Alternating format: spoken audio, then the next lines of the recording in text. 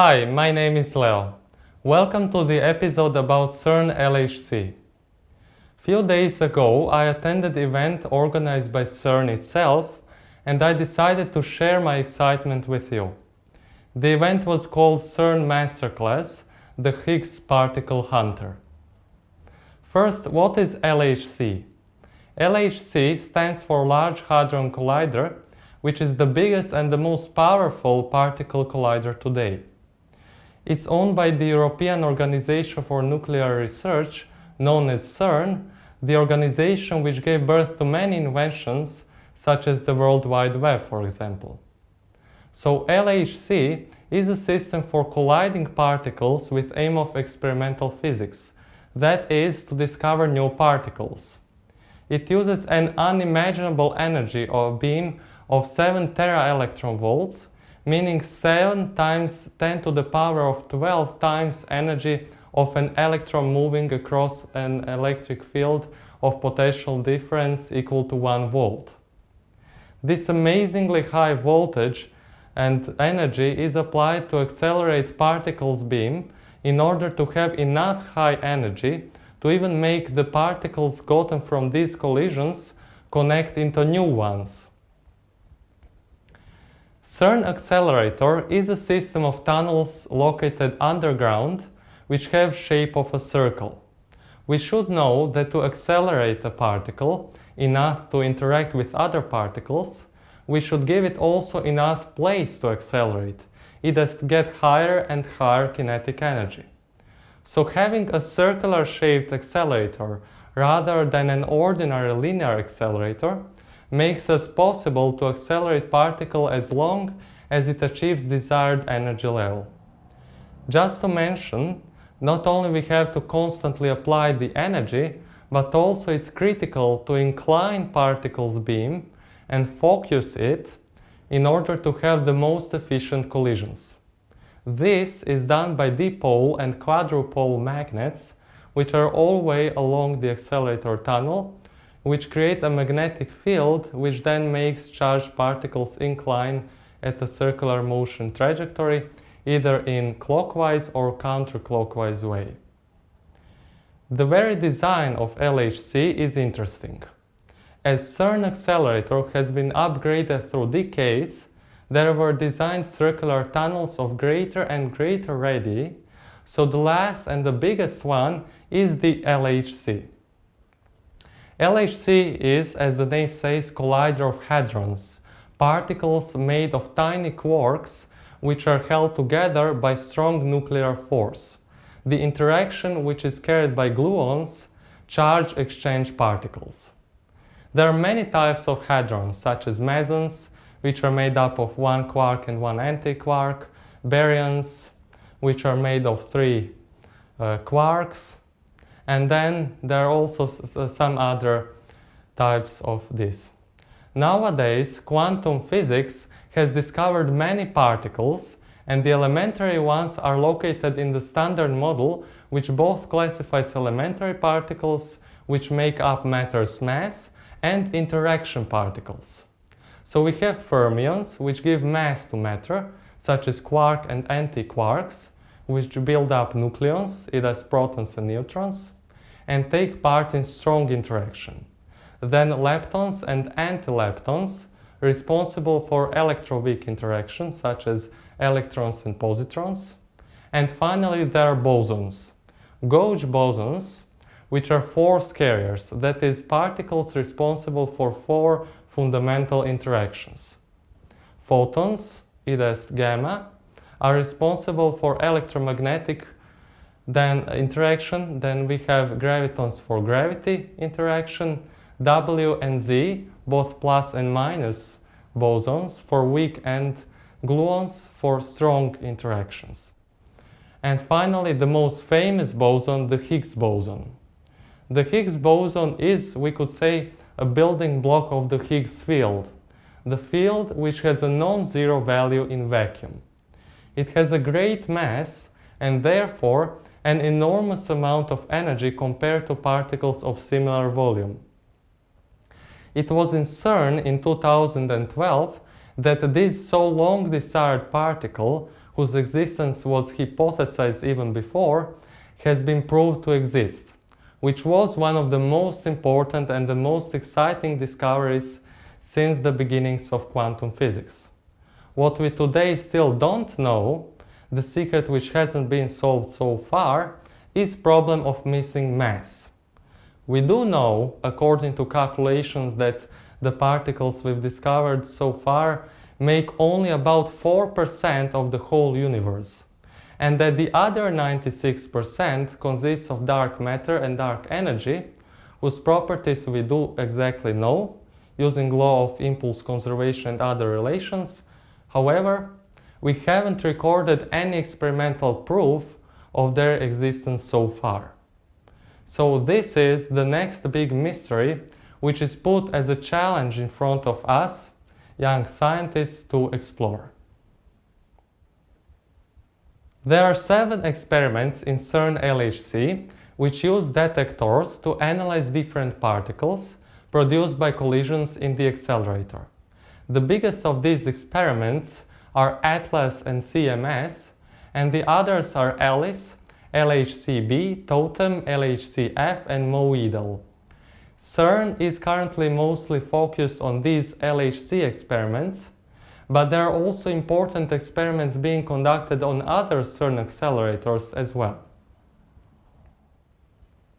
Today I'll talk about the basics of CMS and will show you an example of results and how the data are analyzed.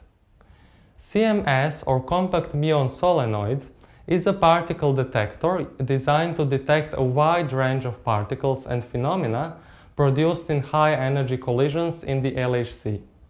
It has cylindrical shape and consists of 5 different layers tracking and measuring different particles. These data are then used in analysis process to reconstruct what's happened in a collision.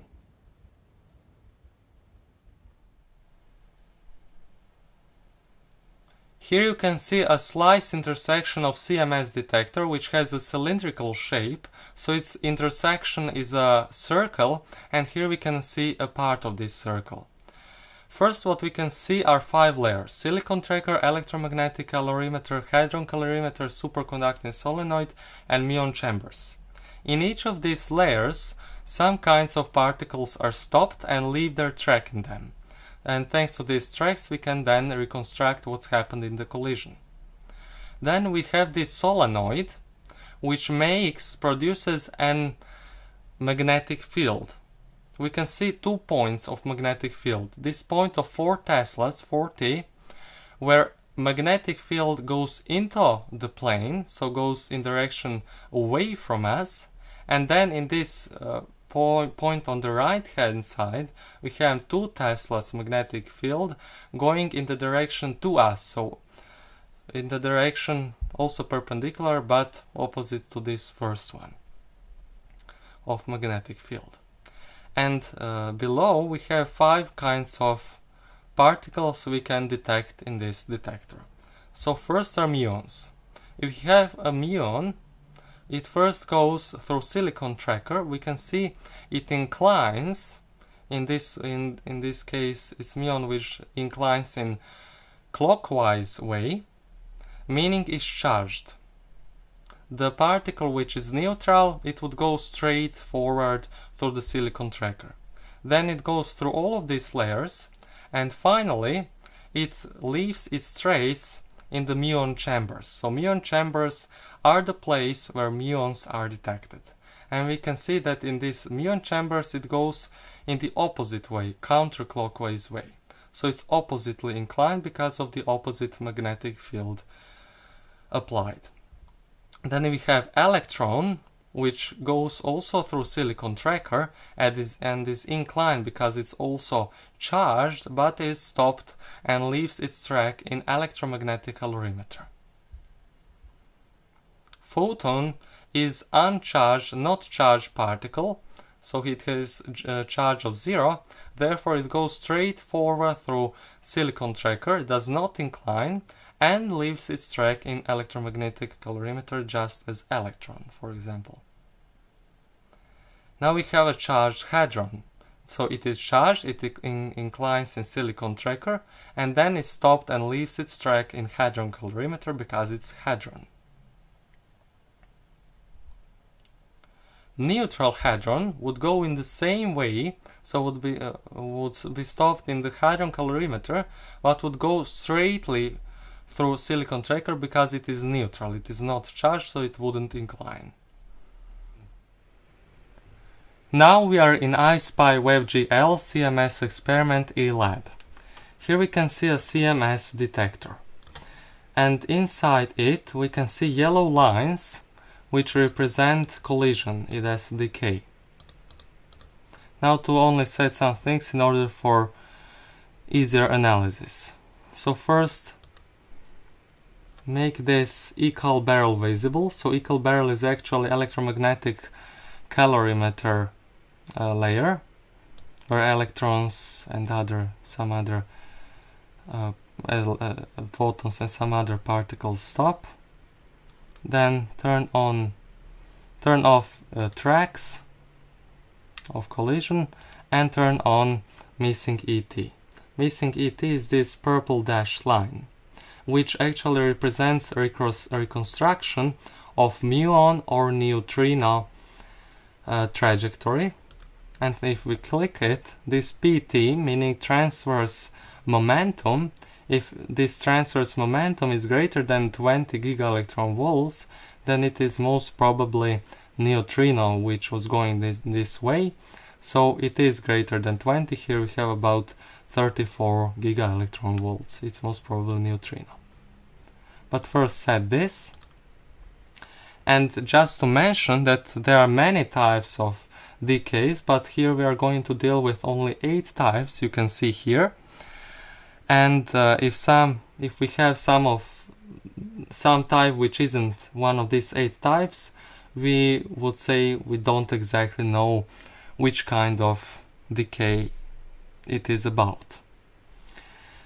And now we can see here electron, muon, and missing ET. So we've already said this missing ET is greater than 20 gigaelectron-volts, meaning it's neutrino. We also have electron and muon. Muon goes in this direction, so in counterclockwise direction, meaning it is negative, me minus. And just let's see in which direction and which inclination has this electron. Just to see it a little bit closer, to be able to analyze its direction. We can see that it goes in this direction. So it goes in clockwise direction, meaning it is positive. So it is E+.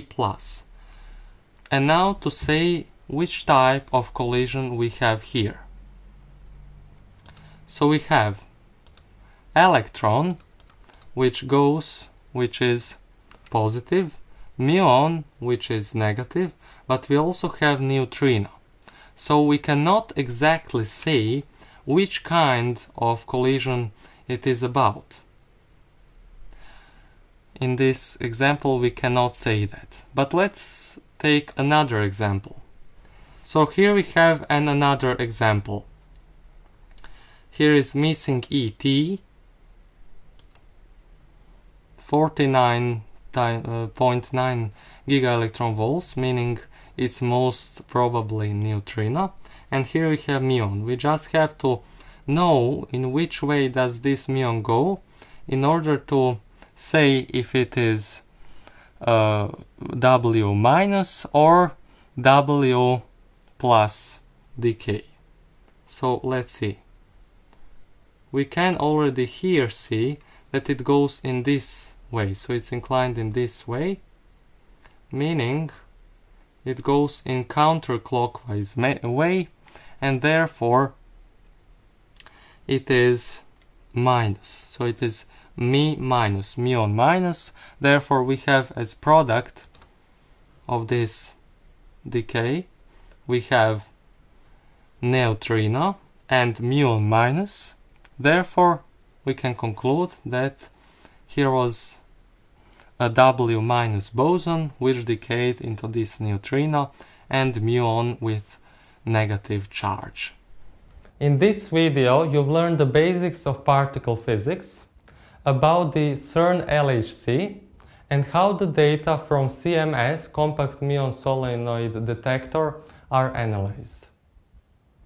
Thanks for watching and stay with us.